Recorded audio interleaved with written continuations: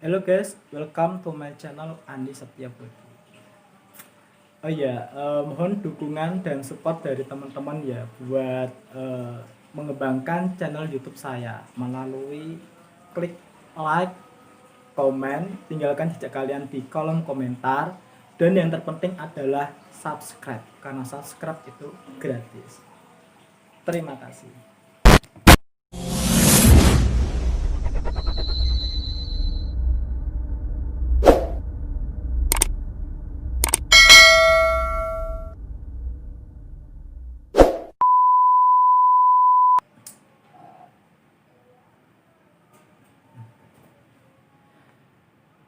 Pada kesempatan kali ini, vlog ini saya ingin berbagi pada teman-teman.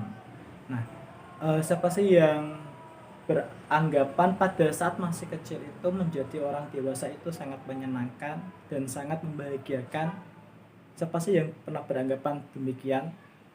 Pasti sebagian orang ada yang beranggapan dan berpikir ketika masih kecil menjadi orang dewasa adalah hal yang sangat menyenangkan.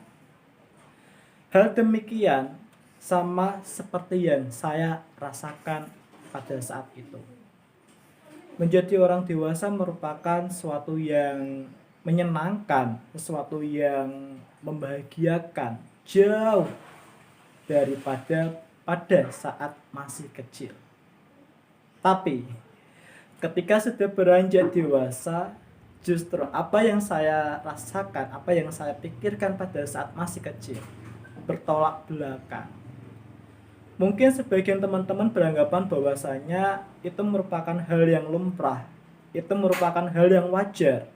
Tapi bagi saya pribadi, suatu pemikiran yang sangat konyol dan tidak masuk di akal. Ketika sudah menjadi orang dewasa ataupun sudah beranjak menjadi orang dewasa, justru beban pikul dan tanggung jawab semakin besar. Beban pikul ketika sudah beranjak dewasa harus menyelesaikan visi misi dan tanggung jawab dengan baik dan benar. Salah satu contoh konkret terkait dengan beban pikul dan tanggung jawab ketika sudah beranjak dewasa, yakni harus menciptakan sebuah ekonomi yang jauh lebih baik dari sebelumnya. Mungkin hal demikian dirasakan oleh semua orang, bahkan sebagian dari kita merasakan. Atau kecuali berbeda dengan hal yang seseorang yang sudah mempunyai tingkat ekonomi yang jauh lebih tinggi. Hal demikian sangat berbeda ketika dirasakan oleh seseorang yang mempunyai ekonomi yang mohon maaf yang rendah. Ketika sudah beranjak dewasa, beranggapan bahwasanya saya ingin memperbaiki perekonomian keluarga. Saya ingin membantu perekonomian dari sistem kekeluargaan. Namun, di sini yang menjadi kendala kebanyakan. Rata-rata ketika sudah lulus SMA ataupun kuliah, problematika yang sering dihadapi adalah masalah pekerjaan. Pekerjaan dan pekerjaan. Sering dari sebagian dari kita beranggapan bahwasanya seharusnya ketika sudah lulus SMA harus mendapatkan pekerjaan minimal di pabrik. Ketika sudah lulus S1, mungkin bagi sebagian dari kita beranggapan bahwasanya seharusnya lulus S1 itu harus menciptakan lapangan pekerjaan. Benar apa tidak? Nah, disinilah problematika dalam kehidupan sosial. Penuh dengan tanggung jawab, beban pikul yang harus diselesaikan satu persatu. Ketika sudah lulus SMA, banyak saingan, banyak lika-liku dalam kehidupan. Yang paling terjadi adalah saya harus kuliah atau bekerja. Nah, disinilah problematika yang sering terjadi. Ketika sudah lulus SMA, Sebagian ada yang bekerja di pabrik. Oke, fine. Namun ketika S1, nah di sini ketika S1 ini problematika dalam kehidupan sosial yang tadi saya sebutkan harus minimal menciptakan lapangan pekerjaan. Nah, di sini problematika yang sulit untuk dipecahkan karena apa? Dari segi teori dan realitanya itu sangat bertolak belakang. Mungkin yang bisa menyelesaikan adalah seseorang yang mempunyai uang, uang, dan uang. Tidak mungkin seseorang yang hanya beranggapan ataupun berteori maksud saya, mohon maaf, bisa memecahkan suatu permasalahan hanya dengan ide tanpa adanya uang. Nah, inilah suatu persoalan dan permasalahan yang sering terjadi dalam kehidupan sosial. Persoalan lain terjadi karena ketika sudah lulus SMA ataupun S1, tentu di sini problematikanya adalah saingan. Saingan antara seseorang yang ada orang dalam dan saingan antara orang yang mempunyai uang banyak. Nah, mungkin tidak semua perusahaan, tidak semua orang beranggapan demikian. Tapi pada saat ini itulah yang terjadi. Di sini lebih mengutamakan orang dalam dan uang. Nah, untuk yang S1 dibandingkan dengan yang SMA. Karena apa? Mungkin beranggapan bahwasanya SMA itu tidak memandang gaji. Berbeda dengan halnya S1. Pasti S1 harus memandang gaji karena tingkatannya S1. Nah, disinilah problem sosial yang sering saya temukan di lingkungan sekitar. Apalagi pada saat pandemik saat ini. Ketika sebelum masa pandemik untuk mencari pekerjaan merupakan sesuatu yang sangat menyulitkan, merupakan sesuatu yang sangat mustahil untuk segera mendapatkan pekerjaan untuk memperbaiki perekonomian keluarga. Di masa pandemik ini justru menambah suatu pemikiran, suatu tanggung jawab dan beban pikul.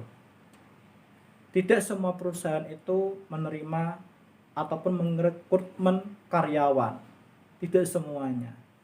Apalagi di masa pandemik saat ini. Nah, di sini saya ingin mengatakan pada teman-teman bahwasanya teruslah untuk melangkah apapun itu yang terjadi. Kita nggak akan pernah tahu yang namanya kehidupan itu akan seperti apa.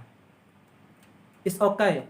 Kita menerima beban tanggung jawab ataupun konsekuensi dalam kehidupan sosial. Kita harus menerima semua itu. Karena itulah kehidupan. Tidak mungkin ketika kita menolak suatu konsekuensi dalam kehidupan itu merupakan sesuatu yang konyol, yang mustahil bagi saya. Oleh karena itu, apapun yang terjadi, apapun yang problematika yang dihadapi pada saat ini, teruslah untuk melangkah, teruslah untuk semangat, menata niat, perbarui niat. Nah, ketika sudah diperbarui niat, mari kita mantapkan hati dengan penuh keyakinan. Jangan takut untuk melangkah. Jangan takut untuk mengubah kehidupan ini dengan begitu indah dan nikmat. Selain itu, di sini saya ingin mengatakan bahwasanya pada teman-teman, di sini kita dapat mengetahui seberapa penting jati diri kita masing-masing ketika menghadapi suatu problematika. Ketika kita sudah terjadi suatu masalah, bagaimana sih untuk menyikapinya, untuk mengontrol emosi, melihat dari sudut yang mana, dan menyelesaikan dengan cara apa. Disinilah yang harus sama-sama kita perhatikan. Harapannya memang yang terbaik buat semuanya. Namun yang namanya kehidupan sosial itu justru malah sebaliknya. Apapun itu, bagaimana bentuk dari dampak negatif yang akan kita terima. Kita harus siap dengan semua itu. Kita harus mampu dan kita harus melangkah. Jangan sampai ketika konsekuensi ataupun dampak dari negatif menyerang kita, tapi kita tidak akan pernah melangkah. Kita justru malah diam, justru kita malah santai. Nah, di sini akan terkena psikis kita sendiri. Psikis kita yang akan terkena. Yang namanya psikis itu tidak bisa dilihat dari segi apapun. Karena itu yang dirasakan yang bersangkutan. Oleh karenanya, mari bersama-sama untuk saling support. Mari bersama-sama untuk saling mendukung satu dengan yang lain. Ketika ada yang merasa di bawah, mari kita angkat. Ketika ada yang merasa sedih, mari kita hibur. Jangan menunggu saya belum punya A, B, C.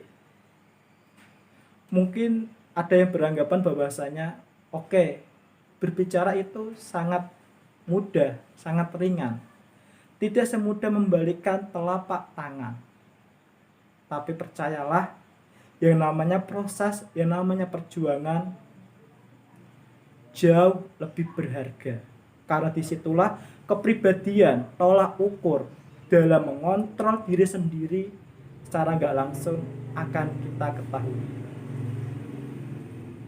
Sekian dari saya. Semoga channel saya ini bisa bermanfaat buat teman-teman dan tetap semangat, jaga kondisi, dan yang terpenting adalah mari kita bangkit. Sekian dan terima kasih.